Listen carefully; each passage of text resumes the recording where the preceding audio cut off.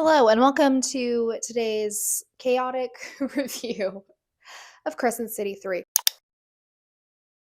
Now, there are a few things that I need to say before we start this. First, being this contains spoilers, people. Okay? It contains them. We're going to be talking about everything that happens. Okay? So, if you saw it in the title and you were like, oh, maybe I'll watch it, this is your warning, your one and only warning to click off this video because I will not have you complain in my comments section when I spoil something for you. Okay. Um, Number two, this is not going to be an extremely in depth sentence by sentence review. This is not one of those I read this book so you don't have to kind of things. This is my chaotic brain trying to retain all of the knowledge that I just learned and talk about it. Hint our visual aids because a lot's happening, okay? A lot's going on. We have a lot of characters, and seeing our friends is going to help me go through this. So, we're going to go ahead and get started. I'm going to tell you who's who. I think you know that one. I think you know that one, but just for clarification's sake, here we go. So I also think it's necessary for me to disclose that my preparation for reading this book was me reading Crescent City 1 and 2. I raw dogged this book. I did not do what everyone else did, where they're out here reading ACOTAR again, reading Throne of Glass again, trying to pick up on all the little clues. I just wanted to go into it and have a good time. I didn't want to be like wondering if I was right about all of these things. We're going to start. Also, this is going to be so chaotic. There's going to be no semblance of order to this. And I'm sorry, but that's just how this old brain works. Okay, so that's what we're doing. So, first, we have Bryce and Hunt, some lovely fan art. All credit to the artists will be in the description box. We have the Autumn King. We have Jelly Jubilee. We have Ethan, who is represented so kindly by our dear friend Jacob Black. And then we have Therion, who is represented by the Little Mermaid, aka Ariel. We have a real kindred spirit thing going on here, so I figured that this was a good one, you know? We have our loves. We have Lydia, Ruhn, we have Declan, Flynn. Don't know which is which, to be completely honest. They're just kind of blank to me in my brain. I love them. I'm obsessed, but their physical characteristics are just blank to me. So this fan art actually really helped. We have Nesta, we have Azriel, and we have our dear old friend, the dearly departed Worm. Okay, so let's start with the elephant in the room. Okay, people, let's just talk about it, which is the Night Court's lack of presence in this book, okay? And in defense of Sarah J. Maas, am I covering them? In defense of Sarah J. Maas, she did not bamboozle us, okay? She did not promise us anything. She was not out here saying that this was going to be an Avengers movie. She didn't say any of that. We bamboozled ourselves, okay? We were out here coming up with all these Instagram videos of what's going to happen when Ruhn and Cassian meet, and you know, is a member of Crescent City Azriel's mate, okay? Like, people were out here, we were out here thinking that this was going to be an endgame level crossover, and it wasn't, you know? And honestly, I'm not sad about it. I was when I read it. I was when they disappeared at like page 240, and I was like, excuse me, you mean Rhysand's not going to come and bail Hunt, Ruhn, and Baxian out of this prison? You mean they're not going to come help? I was like, there's no way. There's no way. Let's just unpack this real quick. These are scary people, okay? Azriel, Rhysand, Cassian, even Nesta, like, they're scary, powerful people, beings, whatever word you want to use here.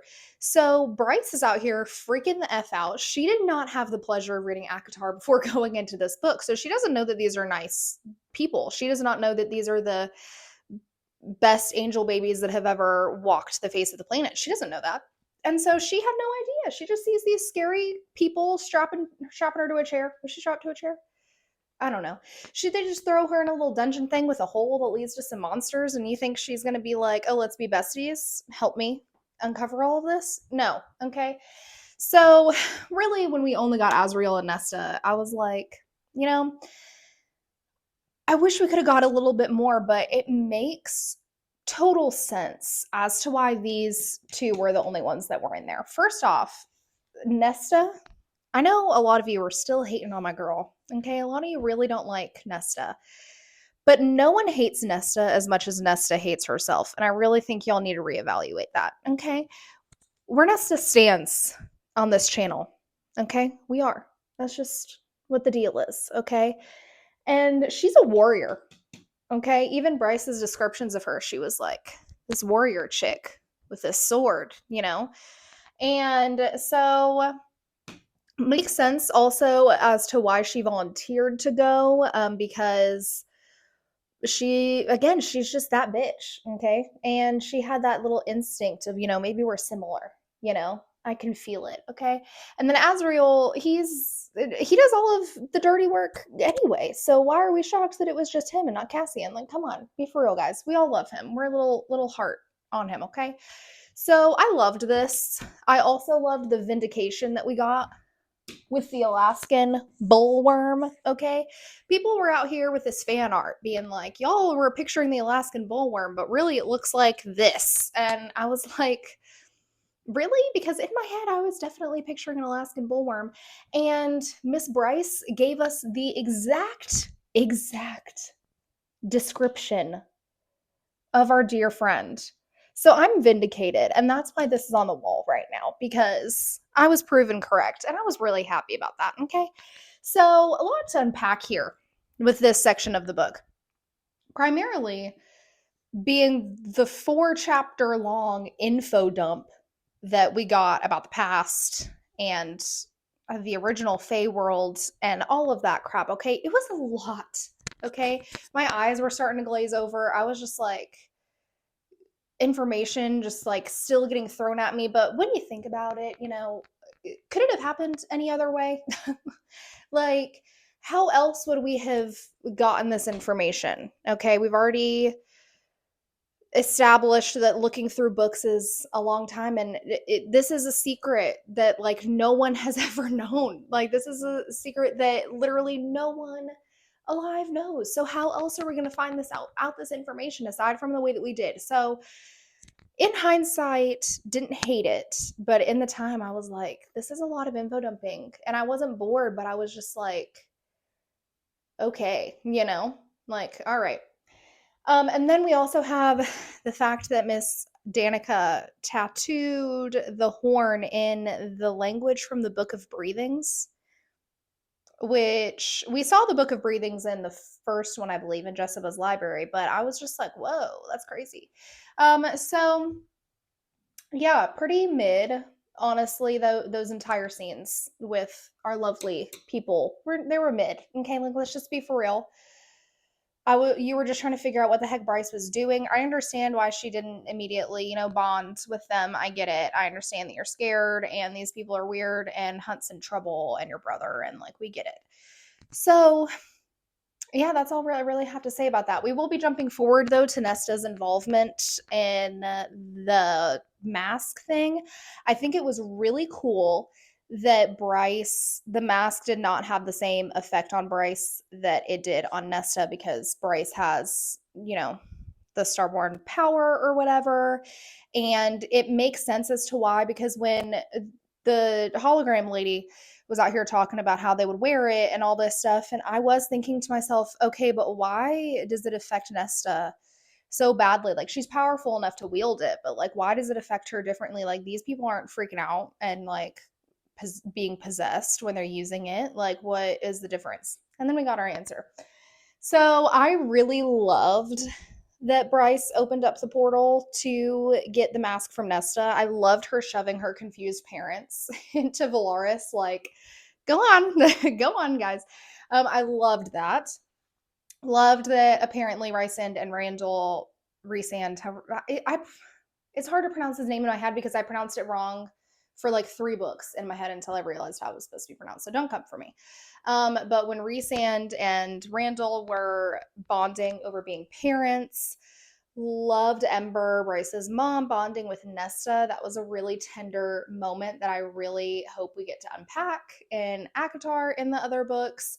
And yeah, I just like it's just so fun for you to imagine all of the things that happened off page with Ember and Randall just hanging out with them because they are super cool people. So, like the Night Court. And so I just think, you know, I thought that was fun. I thought that was a fun little touch. Liked that Hunt actually got to go in and see them, and Cassian and Hunt got to meet. I thought that was pretty cool. So where should we go next? We're gonna go to these little troublemakers, okay? They have one brain cell between the two of them this entire freaking book, okay, people? They're making mistakes. They're making the wrong decisions left and right, every turn. Any option that is presented to them, they're doing the wrong thing, okay? So first off, selling your soul or whatever to the Viper Queen, are you joking? Like, I understand, but also I'm like, how do you think you're getting out of this? Like, how? What's the plan here? Okay? There was no plan. He was panicked. He was like, I don't know where to go. Everyone wants Ed, you know? It's like, okay. I loved him in the first and second book. Loved him. I love it when he calls Bryce Legs. I think that is like the funniest nickname. I love that. And I loved his character. And in this book, I was just kind of like, why? You know what I mean? And honestly, same with Ethan. Same. Also, the comparison that Jacob Black was in love with Bella and Bella's with Edward, and Ethan was in love with Bryce and she's with Hunt. But luckily, he gets over it. Like, this is not a plot point in the third book, thank God, because I would have been so tired. I would have been like, okay, let's move on. You know, I'm glad we really only spent like 5 pages on that storyline because I would not have been interested. So, and then this man out here, he's got a savior complex. He has got a savior complex, and I guess that's like a wolf thing. I don't really know, just like the whole pack mentality situation. I get it, and I get that we have all of the things that Ethan does leads us to the necessary plot point, which is Jessica and Ethan getting the Godslayer rifle to Bryce. Okay, like we had to have that happen. We had to have that happen. And so I get that him killing what even is her name? Danica's cousin? What's her name? Honestly, I don't know. Everything that happened with her really just did not go how I thought it was going to. I thought that she was going to have a completely different story arc situation, and she didn't. Okay, what's even going on with her these days? You know, you're a Reaper? Okay, like weird. Like, I don't know. I just like didn't like that. I was like, this is odd. Like, I just didn't like it. And so let's also talk about Hypaxia and our little sprite friends. Okay, Hypaxia, love you, girl. Love you. I love that she's the new Underking lady. Underqueen? Is she even gonna go by that? I don't know. I feel like she's just gonna be Hypaxia. Head of the House of Flame and Shadow. Whatever. Insert official title here. I loved that. I thought that was, sorry, I have to talk with my hands. It's a compulsion. I have to do it. So I'm probably going to be switching a lot. What was I saying? Oh yeah. So I loved that happened. I felt like that was really on brand because it's like they kind of hinted that there was unrest with Hypaxia and the witches in the second book. And so I just didn't see that life for her. You know, I'm sitting there and I'm reading and I'm like, okay, you know, because they're not like Manon witches. They're not like, or at least we don't know. Actually, I don't know that. We've never seen them. I don't know. But I really I see this more for her. I see this energy more for her. And I think that she can do great things with it because we are a smart bitch. We're a chemist, okay? We're out here finding little parasites in the water that take away our powers and give them to us and make us as powerful as the Fae from from here. And I'm just like, you're a smart bitch. Like, she's going to do great things. Okay. So, loved that little storyline. Also, the fire sprites, the little three of them are. I love them. Lily will always be number one in the fire sprite situation. But I love them. I love them as characters. I love them watching their little like reality TV show on a phone because they're so tiny and it's like huge to them. I love it. I think it's so cute. And yeah, I thought that it was great. I loved it. Okay, but these two individually, I was like what's gonna happen to them in the next book? No hint. No thoughts, just vibes. Like truly with them in the next book, just vibes. Who knows? He's married. Can we talk about that for a second? He's like, what would make this situation better? Me marrying Flynn's sister. Like, what? Like, and I understand that he was like, oh, if my sister had needed help, I would have wanted someone to bail her out. Like, we get it. Okay. I thought that was noble. I thought that was thoughtful. And also, I really like that hopefully we're going to see her not being an annoying bitch like what Flynn paints her to be. I think that they're actually going to low key fall in love. And I think that that's not low key. I think that everyone thinks that. I don't think that my idea is original. Okay. I'm not out here claiming original fan theories. I'm just saying that I'm just saying what I think is going to happen. Okay, people. I really need him to stop being so self-deprecating though. Like he was kind of like low-key annoying in this book. Like, we get it, you fucked up, you know, you messed everything up. Everyone wants you dead. There's like bounties on your head. We get it, blah, blah, blah. I did like him jumping into the boat though. Like when they were all trying to go into whatever island that was. What is the name of that? I don't know. Okay. I never claimed, I put a disclaimer on this that I don't, this isn't in depth. So when he jumped in the boat instead of staying with the submarine, I was like, yes, that adds up. That was a very Therion thing to do. And I like that we're kind of back with his character, like back with what he really is. Okay, that's enough of that. Okay, let's go to Bryce and Hunt. Okay, look at them just enjoying New Year's Eve without a care in the world. That's how they are in my head. They're just always happy and carefree and smiley and like having the best time ever. So let's start here. Bryce, I already mentioned her thought process with the night court. We're not going to go into that more. I think that everyone needs to hop off her back. Okay.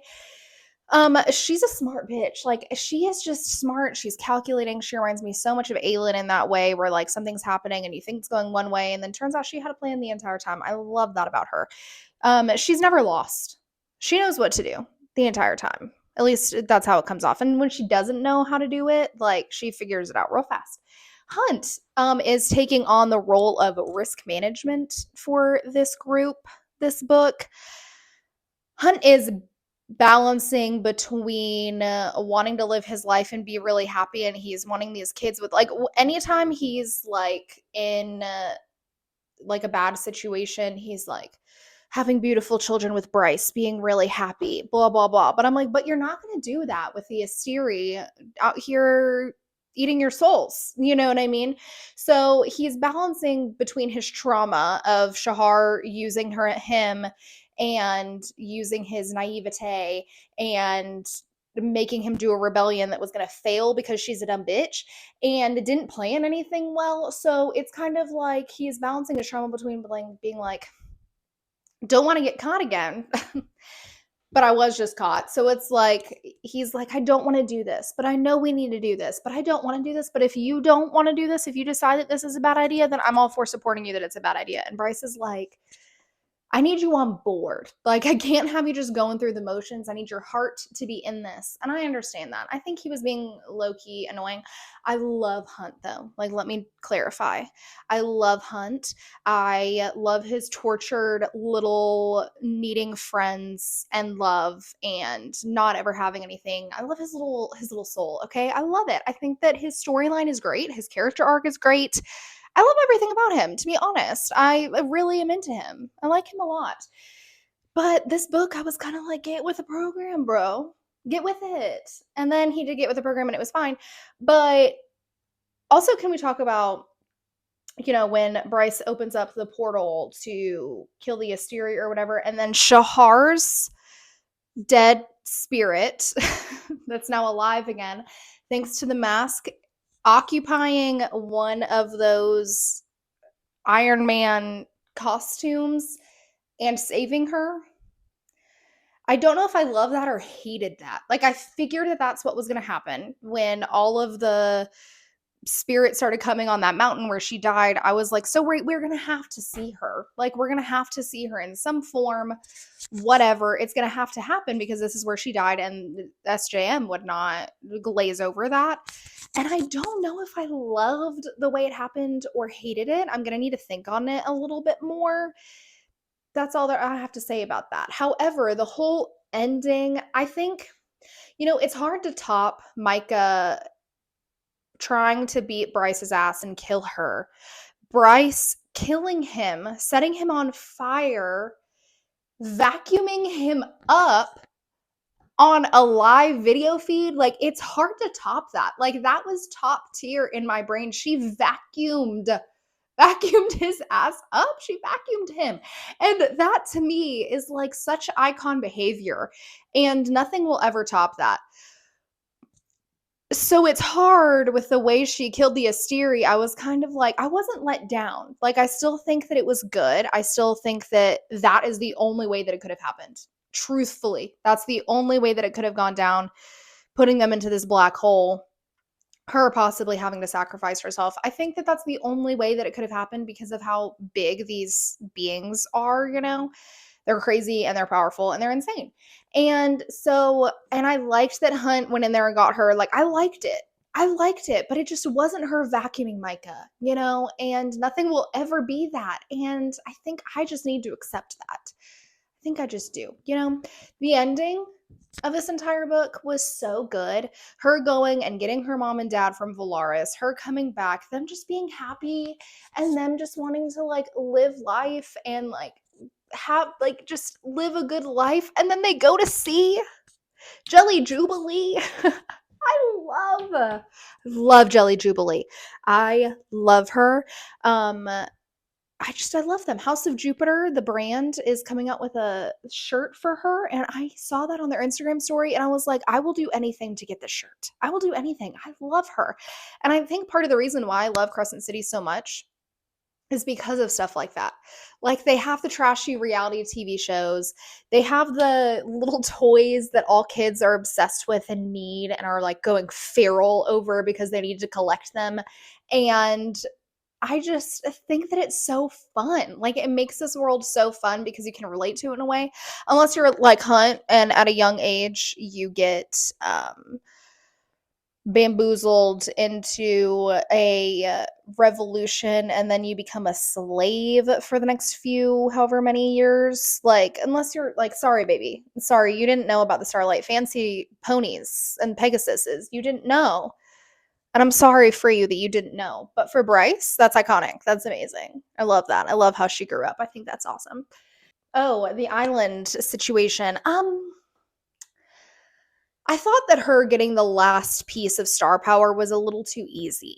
Okay, I liked the whole Moana island coming back to life, getting the power back situation. I liked that. I just thought it was a little too easy. And also, I'm like, you obviously saw these slits in the ground where the sword and the dagger were supposed to like directly fit.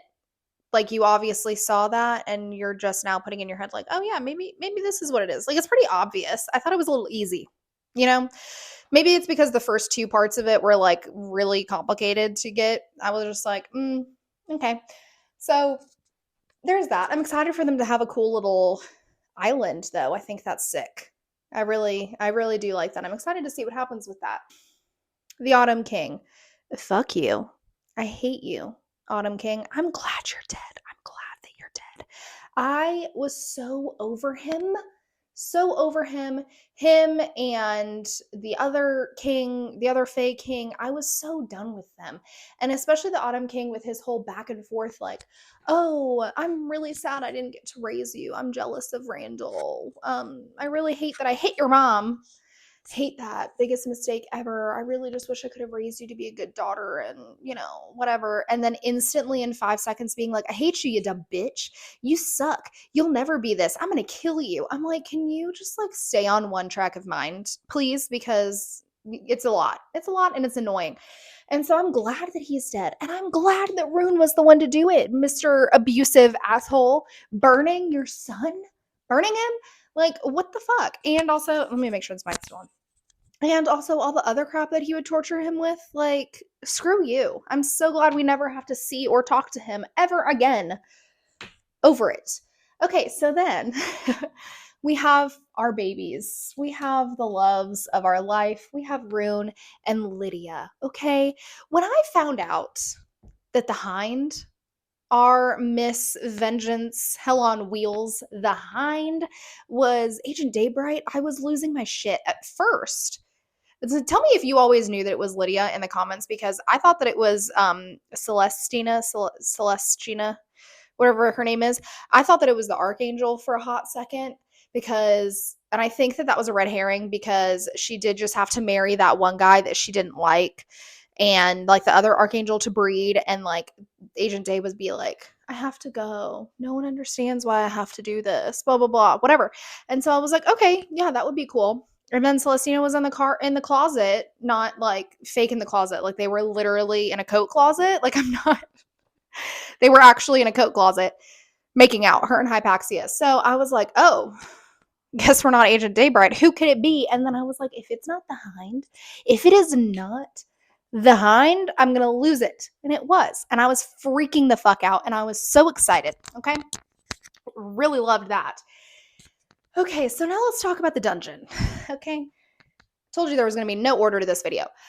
So let's talk about the dungeon. Shall we? Ruhn, Baxian, and Hunt hanging from the ceiling, joking around, like telling jokes, and them laughing was really funny. I really liked that. I really liked all three of them together.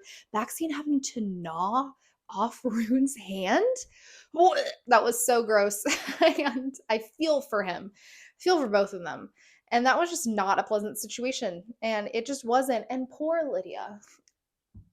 Poor angel Lidia having to watch the love of her life, her mate, her everything get tortured, and her maintain composure is crazy to me. And her little badass breakout was so fantastic. Her getting out the Fire Sprite Queen, causing the delay, blowing up shit, getting them out in a little Jeep Wrangler 2.0 with a freaking missile launcher on the back of it is badass. That whole thing was so good. I love Lidia. I love her. She has my heart. She has my soul. Love them together, okay? Question by Taylor Swift. The song is So Them. Go listen to it. Pause this video. Watch that. Listen to that song. Imagine the two of them. It's perfect. It's the perfect matchup, and I stand by that. No one can tell me any different. Love them. Ruhn crying when Deck and Flynn were getting him out, and he saw them. It was so tender and so sweet. Loved it. I also love them as characters. This little trio situation is truly, it's entertainment value at its absolute finest. And I think that it's really fantastic. I think Sarah did a great job with that. So then we have Lidia and her storyline of having children. This took me completely by surprise. I did not see this happening. She was like racing through this submarine, and she was like trying to get to this class. And I was like, where is this bitch going? Like, Ruhn's right here, like he's right here. He's been there this whole time, sitting by her bed. And that really made a lot of sense to me. I like that the whole kid thing, like they're going to stay with their adoptive parents. I liked it. I also feel like it was an aid to the story to help you understand why Lidia was doing everything she was doing. Okay. Because she was doing horrible shit because she had to, because she was forced to. Killed her dad. Love that. And she had to make some really hard decisions, and like extremely hard decisions. She had to do really horrendous things. And she needed a reason to continue to do those things, to continue sleeping with Pollux. She had to continue to like have a reason to be like continue to be, you know, doing what she was doing with Pollux. She had to have a reason other than hate these people and want to start a revolution, because she was doing some really bad things. So it made sense to me that she needed something bigger to work towards and to protect. So I liked it. I really liked that it didn't take forever and a day for Ruhn to get his shit together and decide that he really was in love with her. Of course, it would be when she's about to die, though. It's always when they're about to die, is when the guy's like, oh, maybe I do love you. That's dramatic. But I did like that it didn't take forever, because that would have been annoying. Like, they just need to be together. They're, duh. I think I about covered it. There's a lot to unpack. This book is like 800 something pages. There's a lot to unpack. So I'm nearly positive that I'm missing something, that I didn't talk about something. So sorry. Yeah, this is what we got. This is how my brain works when we're thinking about this. I think rating wise, overall, something in me just can't give it a 5-star. And that's really sad for me to say, but there were a lot of things that I liked about this book that the other two books did not have. And there were other things that the other two books did have that this one did not. And I think it's like all of the info dumping, all of the other things, like I can't give it a 5-star in my head. I can't do it. But I loved every second of it. Like, don't believe I didn't love every second of it. So I think we're going to go with a 4.5, maybe 4.75 if we want to be annoying. 5-star series for sure, but for some reason in my head, I just can't do it. It doesn't feel right in my heart. And I don't know if that's a me problem or whatever, but I really enjoyed this book. I loved it. Sarah is being very cryptic about the next things that she's going to write. We're on ACOTAR 5 right now, and my soul's just not ready for that book. This did solidify to me, though, that I really need to read ACOTAR again, because that was the first series by her that I read, and I then went to Throne of Glass, reread Throne of Glass, and now I'm on Crescent City, and I just feel very disconnected from those characters because it's been so long, and I don't like it. I don't like being disconnected from my precious angel baby friends. So I need to reread it, and this book really solidified that for me. But I think that's all the thoughts that I have. Maybe I know that I'm gonna forget something, and then I'm gonna later when I'm editing this video being like, you didn't talk about this, you dumb hoe. So sorry. Comment below your favorite and your least favorite part of this book. Yeah, I hope you liked it. I hope you were able to keep up with the way my brain was working. Sorry if this is really trash, but I had a lot of fun. The people at Walgreens, when I can't even imagine what they were thinking when I was printing out these photos. They're probably like, what is this girl doing? So yeah, I think that's all I have to say about this. I don't know what to do with the rest of my life now. Like, now that this video is done, I'm like, oh, so we have to move on.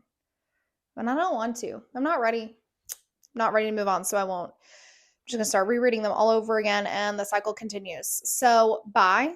Hope you had a great day. Love you. See you next time. Bye.